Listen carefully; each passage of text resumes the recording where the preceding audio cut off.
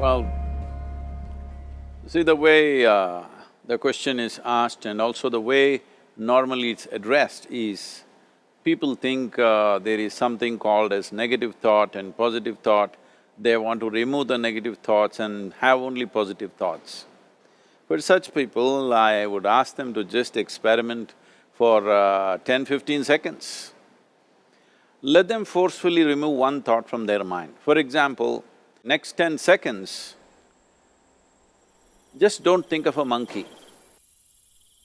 Try not to think of a monkey for next 10 seconds.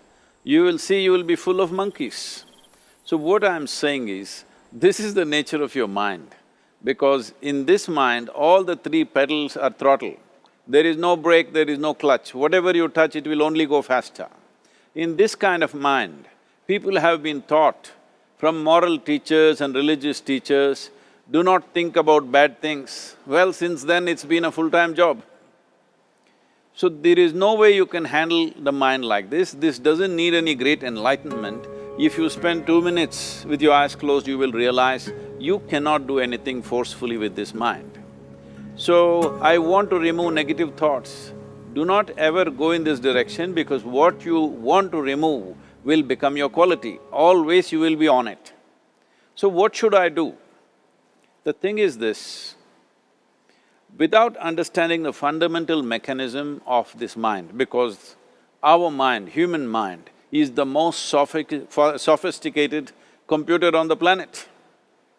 Even all the supercomputers have come out of this. When this is the case, is it not important that we understand the mechanics of how it functions? One simplistic aspect of how it functions is, there are no subtractions and divisions in our mind. There is only addition and multiplication. If you try to do something with it, it will say one more. If you try hard, it will multiply into many more. In this mind, you don't try to identify what is positive, what is negative and try to remove it. First of all, one needs to understand, this mind of yours, this body of yours is supposed to serve you. The life that you are is important. Body and mind are vehicles that must serve us. If you sit in a vehicle, it must go where you want to go. If it goes to its own destination, what is the point of such a vehicle? It's just a nuisance. Right now, most human beings are unfortunately experiencing this fantastic possibility of human mind as a nuisance, as a troublesome thing. Well, this is the most beautiful thing you have. It's just that you need to pay little attention as to how it functions. One simple thing is this. First and foremost process is, that's why we put out this process called Isha Kriya. This is to distance yourself from your physiological and psychological process. There is something called as you which exists. This is not a composite of all your thoughts and emotions and physiological processes. Beyond that, there is you. If you close your eyes, even if you cannot see anything, you're still there. It is through the window of your eyes that you're looking out, but if you close your eyes, it doesn't mean that you don't exist, you still exist. So beyond your thought, you still exist, beyond your emotion, you still exist. So that you, the life that you are, this has to come into your experience. Why is it that you're not allowing that to come into your experience, which is the most significant aspect of who you are? Who you are right now, the most significant aspect is, you and me are alive right now, this is it. What I'm thinking, what you're thinking is not the important thing. We are alive right now, that is the important thing. So, it is important that you focus on this fundamental sense of aliveness within you, and then you will see there is a natural distance between you and your thought process. Once there is a distance between your psychological process and your physiological process, this is the end of suffering. Because there are only two kinds of suffering that human beings go through, physical suffering and mental suffering. Once you create a little space between you and your mind, between you and your body, this is the end of suffering. This is something every human being has to experience and know, otherwise thinking I will just remove negative thoughts and I will have positive thoughts, All the best, it's not going to work 100%, it's not going to work because nobody can remove it, they can avoid it for some time. So when negative thoughts come, you say Ram Ram, Shiva Shiva, whatever you want, but this is just avoiding, it's not gone. The moment you stop that, it will pop back with great force, otherwise it'll come back in your dreams. So it's very important, first of all you need to understand your anger, your resentment, your fear, your anxieties, the negativity that you generate, generally resentment, anger, it is always directed towards somebody. But we need to understand this is poisons that we are drinking and expecting somebody else to die. Fortunately, life doesn't work like that. If I drink poison, I die. If I drink poison, you don't die. So, we need to understand this. When I say poison, today you can have yourself chemically analyzed. Right now, what is your blood work, what it says? 5 minutes of intense anger, check your blood work and see, there will be lots of negative elements in it, literally you're poisoning yourself. So, do you want to poison yourself? Definitely not. Now the very question is coming from certain helplessness, what shall I do? Don't do anything, just sit back and just concern yourself with something which is a life process. Maybe your heartbeat, maybe your breath, maybe just a sensation of being alive.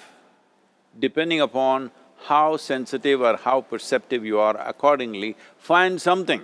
It could be a sensation in the body, it could be breath, it could be heartbeat, it could be anything, something which indicates life to you. Just pay attention to that for some time. Slowly you will see there is a distinction between what is you and what you have gathered, which includes both your physiological and psychological possibility or mess, whatever you made out of it. Concept. All of you have targets, things that you're after.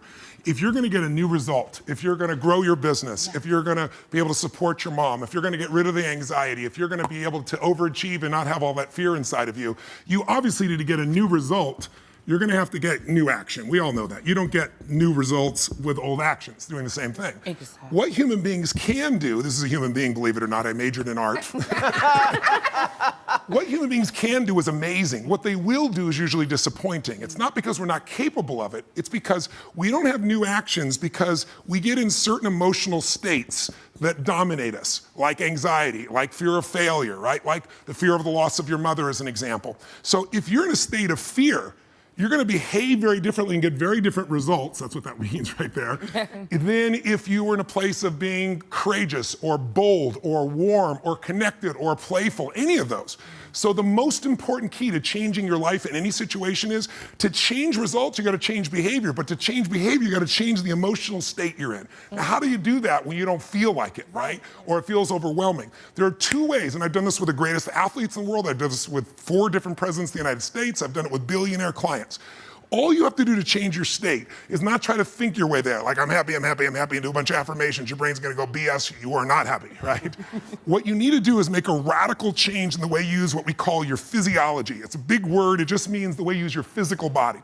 The way I'm speaking right now, because I got 5 minutes also, is sped up just a little bit. But if I said to you, there's a depressed person behind curtain number 1 over there, and I'll donate $100,000 to your best charity, your favorite charity, if you could describe what they're like physically. Tell me what's their posture like if they're depressed. You tell me. Slumped over. Slump. Where's their head? Where's their head? Down. Down. Are they breathing full or shallow? Shallow. And are they talking really fast or more slow? Slow. Loud or quiet? Probably quiet. You're all saying the same thing. How's that possible? Because you've all practiced this crap before, haven't you? No. But here's what you can find. If you take that same person and you change the tempo at which they move, you bring their shoulders back and change their breathing pattern, if they make a faster gesture, if they speak more rapidly, it fires off a different biochemistry in you. And in that state, you will take radically different actions. In fact, I've taught this for 40-something years, 40 years, and about 3 years ago, Harvard finally did a study where they proved what I did worked, and they called it these power positions. And what they showed was if you stand, everyone can try this, stand up just for a moment if you want, everybody at home can try it as well. Let's do something really silly. Put both your hands on your hips like Wonder Woman or Superman or that stuff, right?